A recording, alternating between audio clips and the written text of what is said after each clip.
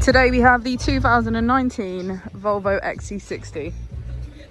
This vehicle has done just under 82,000 miles. It has an automatic transmission.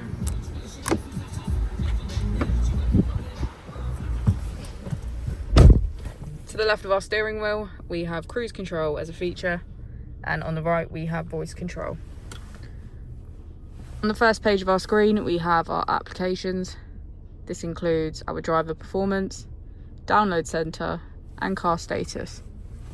On the second page, we have navigation, radio, smartphone integration, and average fuel consumption. On the final page, we have our car functions.